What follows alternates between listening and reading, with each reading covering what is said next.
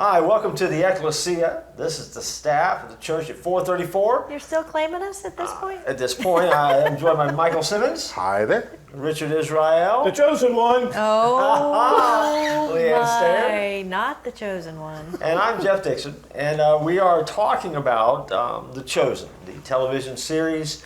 And we are going to talk specifically about Season 1, Episode 3, entitled Jesus Loves the Little Children.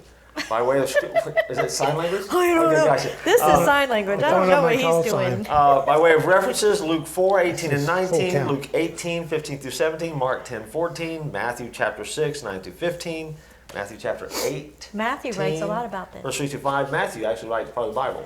Yeah, this version of Matthew, I always thought Matthew was a little bigger.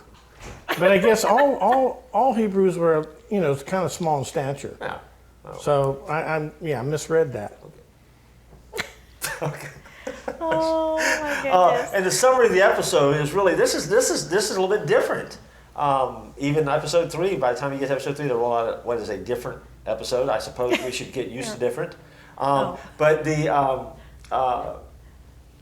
Jesus is doing what Jesus Camping out. does. He's He's camping out, and these kids come, and Jesus interacts with these kids and gets to know these kids, and so that becomes the backdrop of it. The main character, of course, is Jesus, and you've For got once. Abigail, Abigail, and then Joshua the Brave is the boy that's in it. But this really is the first episode where Jesus is the main character, and so the producers chose this episode to introduce Jesus in a full episode in this way, which may be or maybe not intriguing to you, but specifically in this episode, let's talk about the characters that resonated the most with you, and obviously there weren't a whole lot in here except Jesus and the kids. So what stood out about the characters, or the portrayal of the characters, or how they portrayed Jesus would be a good way of doing it, I guess. What you got? For me, this felt like a table setting for future interactions that Jesus is going to have with kids. Sort of the basis as to why the kid would be comfortable to come and sit on his knee and have Jesus say, you guys need to become like him if you're going to. For me, the episode as it sat right there, it just kind of sat. It was artistically fine, but none of the characters really jumped to. I wasn't longing for the events. No, I mean, Jesus on his own I thought was interesting from the standpoint that we often bash the construct of me time around here, and so could be Jesus was having me time, but really not, because if you listen to what he was saying, it was prayer, refreshment, preparation, interaction with the God the Father. So it really wasn't about Jesus sitting about just soaking up some sun and chilling. He wasn't just camping out. He was working. Yeah. Hurt his arm at one point. Had to wrap his arm up. Yeah, I didn't see any decent furniture that he made. He was basically making figurines most of the time, and something to do with a lock, which I thought was kind of funny. But what I did like about it is how important it was to him to continue to pray, God of the universe, provider of all.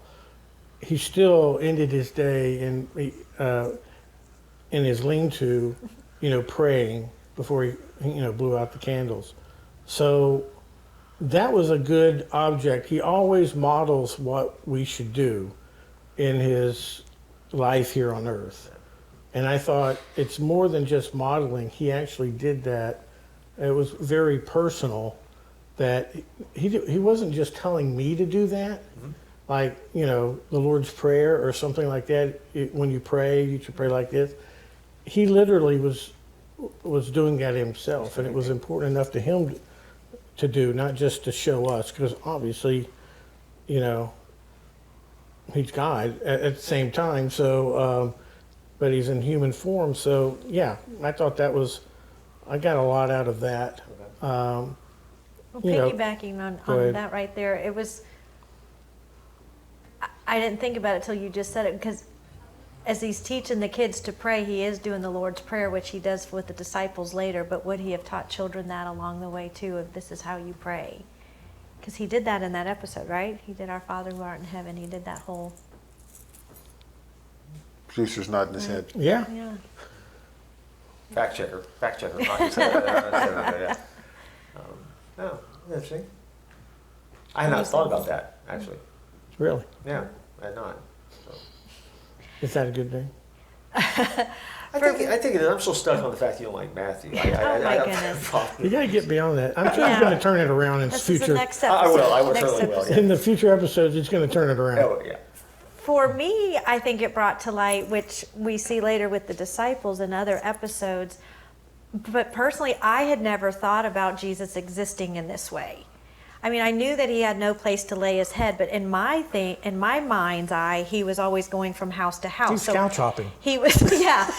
Right now he would have still been with Mary until he was ready to go on his own, at home with her until he launched. I never pictured him as a, hippie type commune. Let's set up camp. We're moving from city to city. And I don't, and which kind of is cool how they've written that, because that's what the Israelites did, right? We were here for a while, then we packed up the temple or the tabernacle and we moved it and we worshiped here, and that's kind of what we'll see him do. But I never saw him living that way and going and collecting berries to eat and, all of that. I just figured there was always somebody's house that they stayed in, because some scriptures go ahead, this person has a room prepared for us, this person has a house. So to see Jesus existing in like that, I was like, oh, I never thought he was a camper, making fire, and he's sitting there doing. I'm like, really, you didn't go? Bzz. Yeah, see, that's come on, the whole give me episode fell something. apart for me at that point. Yeah, because I'm like, okay, he's like he's on Survivor trying to make fire. At that point, I'm like, okay, if I'm Jesus, I'm like, He made the fire Yeah, boom, fall, here we go. just like Elijah, right, with the prophets, and I so. mean, there's nobody looking out here. Let's go ahead and just do this and be done with it. My time has come. So again, I know that's not really given in scripture, but just a different way to think about him, and thinking as creator of the universe, and existing in heaven and knowing all that glory and deciding to come to earth. Man, I think I would have come in a time when there was electricity and toilets, and you picked a really hard time to come, because the inventions that are coming later that will make this so much easier and better. I don't know if an electric chair would have been better than a cross, but my goodness. Well, What is happening? Even a gentler way to die. I don't know, injection as opposed to a cross. Did you take a Richard pill? I'm not sure what. But again, She's sitting too close to you, I think. I think it's just like, but just Holy thinking cow. of that, of how humbly that portrays him as living, of just roughing it, and he could have called an angel to bring whatever, but he's foraging and creating fire, and wow, did he really live that way from day to day? I just that never crossed my mind that was his existence, or could have been. I would agree with you, Leanne. My thought would have been Jesus would have been couch surfing. Whether it be Mary and Martha's house, whether it been Peter's mother-in-law. I mean, just living from domicile. I didn't even have him leaving Nazareth until it was time in my mind. I thought he worked in his father's carpenter shop, and he just was kind of a tradesman, up until that moment. So I didn't get the feeling like he was an itinerant, teacher that was going, took students in, as he was, kind of But you're roaming right. around. You're right. Son of Man has no place to lay his head. Yeah. So yeah. see, that's funny because as you guys you're taking that. See, You always did. I always did. Yeah, I was thinking the opposite. I mean, I just, to me, that was not a weird piece to see. I don't know why I would think different than that. I mean, kind of come from the same backgrounds here, but yeah, I always saw that. Because the flannel graphs didn't show him camping The flannel graph. that we grew up with. Now, if Jesus would have pulled out a flannel graph that caught the kids, now that would have been something That would've special. been Now, that would have been great. At least it would have been biblical. Yeah, I was gonna say. For me, That would have made Miss Arlene darn near heroic in my yeah, eyes. whoa, right. And singing That- the song about that- David and Goliath, That's right? awesome. That Yeah. was my favorite flannel graph. Exactly. Zacchaeus was a wee little man. David and Goliath was the best flannel graph ever. Who? David and Goliath. Oh, Yeah, fantastic! Oh, yeah, Bill and Live, little David. I remember that. Yeah. But back to the episode. Back to the episode. My favorite character in the episode was Abigail. He only had two to choose Well, from. I know, so how did I screw this up? Because that would have been you. But Abigail, to me, is this adventurous, high risk kid who, is Talks to strangers. telling the truth. She doesn't lie to her parents, but by the same time, she's not fully disclosing the information that I think her mother intended to have disclosed to her.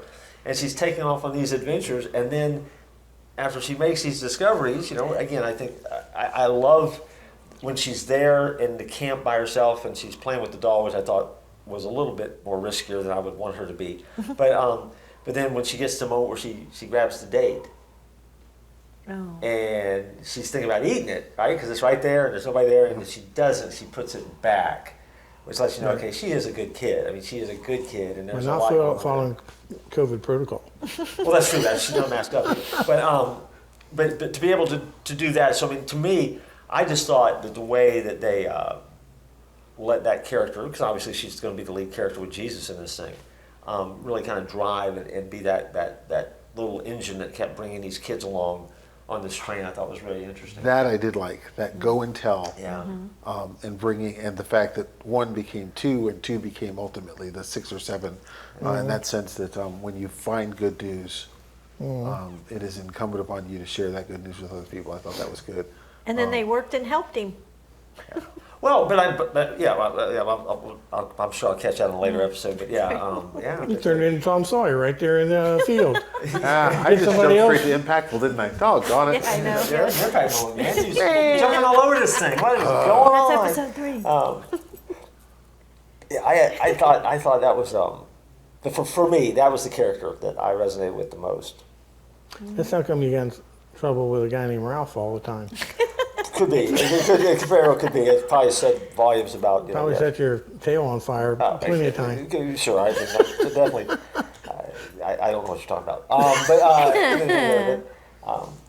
But and again, so a limited number of characters. I also liked what I liked about it is, and it's not the characters as much, but it's just the fact that this is obviously, this is a way off the chart, extra biblical story. Yeah. Now, while they're adding some other things to the characters, always weaving a whole lot of the Bible and some of those events back into it we're familiar with, there was nothing in this episode that we are familiar with. There's nothing in there that we have that we can kind of anchor to and go, oh, okay, I know where they got that in the Bible. So this is really, to me, it was interesting that they chose to introduce in his first full-fledged episode, Jesus, and it was Jesus freeform. Because basically freelance, because this is now we're creating all new stuff for him. Nothing that he did that would be out of character, but they were setting the parameters of this is how this character lives. And even so for us around this table, right? We perceive that in different ways. So it resonated with us. Well, I never thought of it that way. And at the end of the day, we don't know who was right. You guys could have seen it right, or it could be portrayed right. We don't know. And so I think that part of it, though, is an important part of the big picture, big storytelling. I think that sometimes people are afraid to fill in the gaps in the narrative of Jesus because they're afraid, well, I can't, if I screw this up, it's Jesus, I'm going to mess it up. If they mess it up, so what? It doesn't undercut who he is. Right. It doesn't undercut the impact. It doesn't undercut the reality of what's there. And I think that sometimes, even when it comes to faith, we're not always real good about understanding that Jesus really likes to kind of fill in those gaps. He likes to come into those spots where we don't have the detail. He'll give us the detail we need. And I think for me that was above the characters. Maybe that was just a kind of the way they all fit together was a big part of the story for me. So did you cry during this one? Did you cry? Did you weep? I did not. Okay. Did you weep? I don't think I got teary-eyed in this one. No, I didn't either. Again. I'll say this, and this could have been the previous episode, but at the very, very, very beginning of one of these two that we've just been doing, I think it was like 926 or something like that, BC or something like that, where there was kind of like the lineage of what your kids, who do you want to, what parents wanted their kids to model and who to model. It's like, you need to be Sarah, you need to be Rachel, you need to be all these biblical women or biblical men. I thought that hit me right away when I said, who are our modern day role models that parents are allowing their kids to see? Jeff. As chances are, it's going to be something with social media or something that has no really long-lasting redeeming value at all, and yet I saw them, and those were the people that, hey, from the scripture, from our ancestors, these were the people that are kind of the heroic figures that we know.